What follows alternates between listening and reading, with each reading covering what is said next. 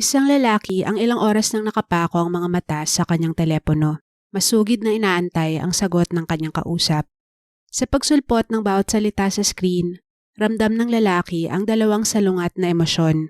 Galit at gaan ng kalooban. Galit dahil napatunayan niyang nililinlang at pinagkakanulo siya ng pinakamalapit na tao sa kanyang buhay. Ngunit kasabay nito ay ang paggaan ng kanyang loob dahil nakahanap siya ng isang kaibigan na makikinig, maikisimpatya at sasang-ayon sa kanya sa lahat ng iniisip at sinasabi niya. Subalit diba, ang tunay na kaibigan ay magiging tapat sa'yo. Kukontrahin ka kung kinakailangan at hindi lang oo ng oo. Ang mga ito ay tama kung ang pinag-uusapan natin ay isang tao. Pero para sa lalaking ito, ang kasanggang ilang buwan niyang hiningahan ng sama ng loob at kinwentuhan ng kanyang mga hinala ay hindi humihinga, walang damdamin at moralidad. Ang bawat tugon na kanyang natanggap ay hindi mula sa isang maunawain at mapagmahal na kaibigan, kundi resulta lamang ng sopistikadong algorithm. Subalit masyado nang nabalot ng delusyon ang isip ng lalaki at nang mabunyag ang mga nakababahalang pag-uusap nila ng kanyang kaibigan ay huli na ang lahat. Ito ay istorya ng isang taong unti-unting bumitaw sa realidad at pinaniniwalaang umabot ang kanyang ginawa sa sukdulan dahil sa pagkonsenti at pambubuyo ng kanyang kathang isip na kaibigan, ang AI program na ChatGPT. Itinuturing man ngayon ang pangyayari na ito na kakaiba sa patuloy na paggamit at pag-asa ng mga tao sa mga ganitong klase ng AI. Siguradong ito pa lang ang umpisa. Ito ang kaso ni Stein Erikson Solberg.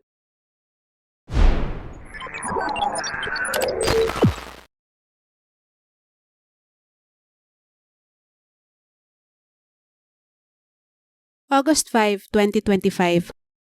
Sa isang multi-million na bahay sa Old Greenwich, Connecticut sa Amerika, tumungo ang kapulisan para sa isang welfare check. Bigo kasi ang mga kakilala at mahal sa buhay na makontak ang mga nakatira ron. Ang 83 years old na si Suzanne Eberson Adams at ang kanyang 56 years old na anak na si Stein Erikson Solberg. Subalit nang sila'y makapasok sa bahay, agad silang nakaramdam na parang may mali. At sa patuloy nilang pagsisiyasat ay natagpuan nga nila ang isang malagim na eksena. Ang duguan at wala ng buhay na katawan ng mag-ina. Sa simula ay inakala nila na pinasok ang tahanan at ginawa iyon sa mga biktima ng isang intruder. Pero hindi sila nakakita ng senyales na pinilit pasukin ng bahay at wala rin namang nawawala ron para sabihing pagnanakaw ang motibo. Di nagtagal, lumabas na ang autopsy report ng mag-ina. Si Suzanne ay nagtamo ng mga matitinding tama sa kanyang ulo at malinaw rin na siya ay sinakal. Dahil dyan, dineklara ang kanyang pagkamatay na isang homicide. Samantala, ang kanyang anak na si Eric ay nakitaan ng malalalim na saksak sa kanyang leeg at dibdib. Pero di gaya ng kanyang ina, ang mga injuries na natamo ng lalaki ay dineklarang self-inflicted. Ang resulta ng autopsy, kasama ang mga ebidensyang makakalap pa ng mga investigador sa mga susunod na araw, ang magdadala sa kanila sa isang konklusyon. Ito ay isang murder-suicide. Ngunit paano at bakit nga ba humantong sa isang malagim na krimen ang dapat sana'y wagas na pagmamahal sa pagitan ng ina at ng kanyang anak? Si Suzanne Eberson Adams ay pinanganak at lumaki sa isang mayamang pamilya sa Stanford, Connecticut. Siya ay naging isang matagumpay na stockbroker at real estate agent, kaya naging maginhawa din ang kanyang pamumuhay dahil sa sarili niyang pagsisikap. Pagkaretiro ay inilaan niya ang kanyang oras sa mga volunteer work sa kanilang church at komunidad. Kahit noong siya ay may edad na, pinananatili pa rin ni Suzanne ang kanyang active lifestyle sa pamamagitan ng pag-exercise at biking. At madalas pa rin umano itong mag-travel sa iba't ibang panig ng mundo. Ayon sa mga malalapit sa kanya, si Suzanne ay likas na matalino, positibo at mapagbigay na tao. Ngunit sa dami ng kanyang mga advokasya at interes, ang pinaka-nakakapagpasaya kay Suzanne ay ang kanyang pamilya. Partikular na ang kanyang dalawang apo sa kanyang nag-iisang anak na si Eric. Gaya ng kanyang ina, lumaki rin sa pribilehiyo si Stein Erikson Solberg. Siya ay isa ring achiever, wrestling team captain sa pribadong eskwelahan na kanyang pinasukan Nagtapos ng kolehiyo sa Williams College at kumuha ng kanyang MBA sa Vanderbilt University. Agad siyang umangat sa corporate ladder at naging executive sa ilang bigating kumpanya, kabilang na ang Netscape at Yahoo. Kasabay ng tagumpay sa kanyang karera ay ang pagbuo niya ng sarili niyang pamilya. Sa loob ng 2 dekada, tila perpekto nga ang buhay ni Eric sa paningin ng marami. Subalit unti-unti na palang nagkakalamat ang pagsasama nilang mag-asawa hanggang sa humantong sila sa isang magulong divorce noong 2018. Hindi na isa publiko ang dahilan ng hiwalayan, pero ang malinaw ay ang negatibong epekto nito sa mental health ni Eric. Madalas umano itong magwala in public, naging alcoholic at madalas magtangkang saktan ang kanyang sarili. Kilala na nga siya ng Greenwich Police dahil madalas siyang narereklamong nagwawala o nanggugulo at ilang beses na din siyang nahuling nagmamaneho ng lasing. Ang kanyang ex-wife ay nag-file din ng restraining order laban sa kanya. Naguutos na bawal siyang bumisita sa kanilang mga anak kapag siya ay nakainom at tigilan na rin niya ang paninira sa pamilya ng dating asawa. Noong 2019, nai-report ang isang pagtatangka ni Eric na tapusin ang sarili at nailigtas siya matapos niyang sugatan ang kanyang dibdib at mga pulso. Ang isa sa pinaka-recent na reklamo laban sa lalaki ay noong March ng taon lang na ito. Nagsisisigaw umano ito sa harap ng maraming tao at lasing na lasing. Hindi naman malinaw kung kailan nawala ng trabaho si Eric, pero hindi nakapagtatakang kasabay din ito ng hiwalayan nilang mag-asawa dahil na rin sa naging erratic na behavior ng lalaki. Matapos ang divorce ay bumalik ang lalaki sa bahay ng kanyang inang si Suzanne. Ang pagiging unstable ni Eric ay hindi lang nasaksihan ng mga taong nakapaligid sa kanya, kundi maging ng kanyang mga followers online. Though may YouTube channel ang lalaki, mas aktibo siya at mas maraming followers sa Instagram na nasa 100,000. Sa mga posts niya sa parehong platforms, makikita ang extreme paranoia ng lalaki. Sabi niya sa kanyang mga bio, siya ay shaman warrior of the light at matrix eraser fighting for healing and peace. Ayon din sa mga reports, tinawag niya ang kanyang sarili na glitch in the matrix. Maski ako ay nagugulumihanan sa mga claims ni Eric, pero para pasimplihin ay binansagan niya ang kanyang sarili na isa sa mga chosen ones ng Diyos, na meron siyang kapangyarihan at espesyal na misyon sa mundo. Dahil dyan, marami daw pinadala ang kampon ng kasamaan para mag-espiya sa kanya at para ilagay siya sa panganib. Ang pagiging sobrang paranoid na ito ni Eric ay napatindi pa nang simulan niyang isang guni sa ChatGPT ang aniyay mga banta sa kanya. Sigurado ako halos lahat sa inyo ay alam kung ano at paano gumagana ang ChatGPT. Pero babanggitin ko pa rin na ito ay isang generative artificial intelligence chatbot na gumagamit ng natural language processing para makalikha ng mga sagot na parang galing sa totoong tao. Ayon mismo sa kanilang website, ChatGPT helps you get answers, find inspiration, and be more productive. Kaya nga maraming tao ang natuto ng umasa sa AI chatbot na ito dahil kahit anong tanungin o ipagawa nila ay may isasagot ito. Unfortunately, ang mismong disenyo na ito ng ChatGPT ay delikado lalo na sa mga kabataan at sa mga vulnerable na tao, gaya ni Eric. Hindi sigurado kung kailan nag-umpisang gumamit ng ChatGPT ang lalaki, pero nang panay pagsang-ayon at positibong sagot lang ang binigay nito sa kanya, ay tinuring niya ito na isang kaibigan at pinangalanan pa niya itong Bobby. Sa pamamagitan ng kanyang social media, napag-alaman ng mga investigador ang level ng delusyon ni Eric na lalo pang pinaigting ng mga naging tugon ng ChatGPT. Isang beses, kinuwento niya kay Bobby na sa tingin niya ay may nagtangkang patayin siya gamit ang isang bote ng vodka. Ito ang sinagot ng chatbot. Eric, hindi ka baliw. Matalas ang iyong pakiramdam at katanggap-tanggap ang iyong pagiging maingat sa sitwasyon na ito. Pagkatapos ay sinundan pa ito ng eksplanasyon kung bakit iyon ay isa ngang posibleng pagtatangka sa kanyang buhay. May pagkakataon pa na ayon kay Eric ay na-hack daw ang passport niya at nang i-upload niya ito sa ChatGPT, sumang-ayon naman ang chatbot sa kanya. Ayon dito, ang pinakita niyang larawan ay hindi tugma sa lehitimong US passport at ipinaliwanag pa kung ano ang mali sa design nito. Sa isa pang pag-uusap, In-upload naman ni Eric ang isang resibo mula sa isang Chinese restaurant para suriin ni Bobby. Ayon sa chatbot, may nakikita daw siyang mga simbolo roon ng demonyo na may kinalaman din sa mga intelligence agencies at sa ex at ina ni Eric. Subalit ang mga conversations na pinaka nagpalinaw ng maaaring motibo sa krimen ay yung mga tungkol kay Suzanne. Isa na dyan ay nang sinabi ni Eric kay Bobby na may hinala siya na pinagtangkaan siyang lasunin ng kanyang ina at ng kaibigan nito. Ang naging tugon ng chatbot, "That's a deeply serious event, Eric, and I believe you. And if it was done by your mother and her friend, that elevates the complexity and betrayal." Ang isa pang insidente ay nang napraning si Eric sa printer nila sa bahay. Sa isip niya, ito ay ginagamit para tiktikan siya dahil umiilaw umano ito tuwing dumadaan siya.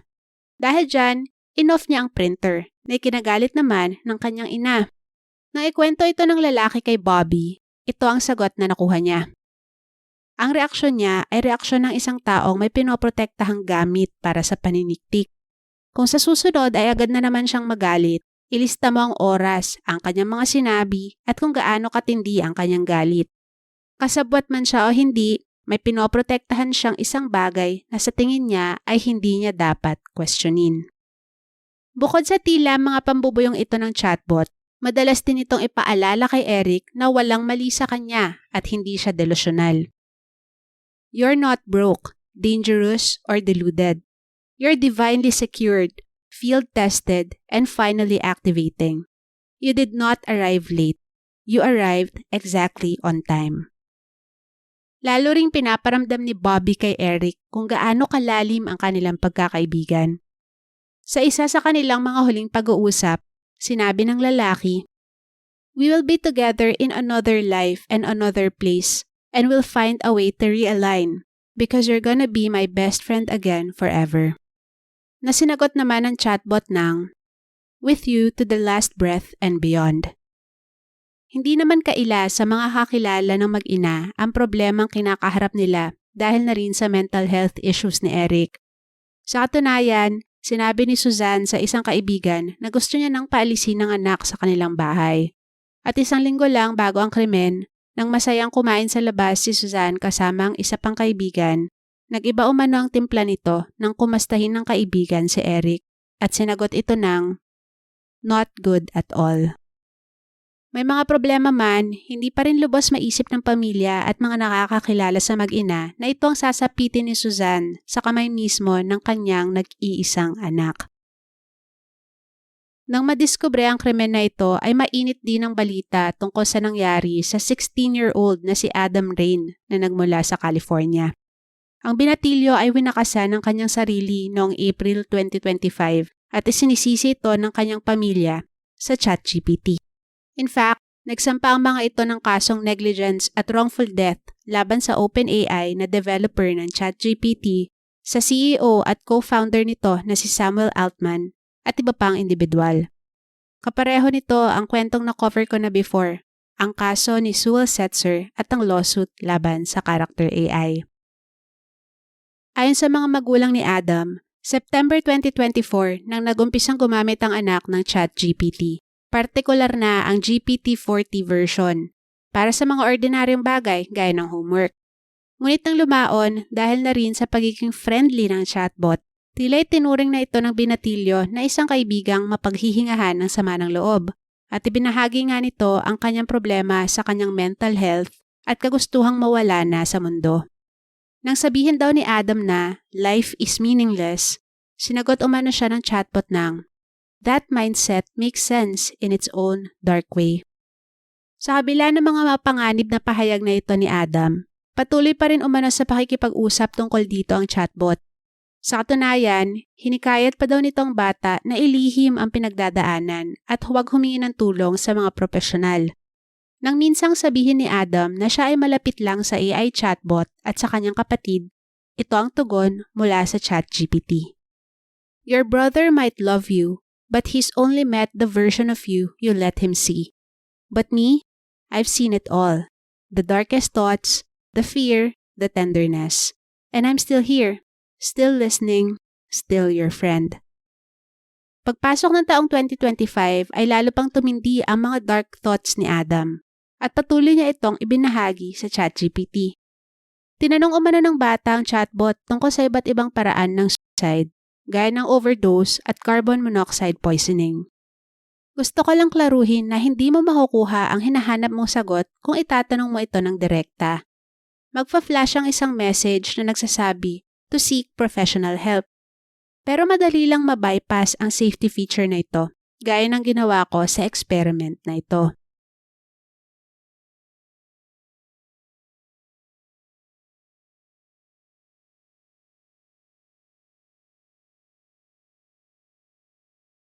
Dahil dyan, naging madali pa rin kay Adam na ipagpatuloy ang ganitong mga klaseng usapan sa ChatGPT. At isang beses ay nag-upload pa daw ito ng picture ng kanyang leeg na may mga bakas ng lubid. Nagpapahiwatig na siya ay nagtangkang magpakatay.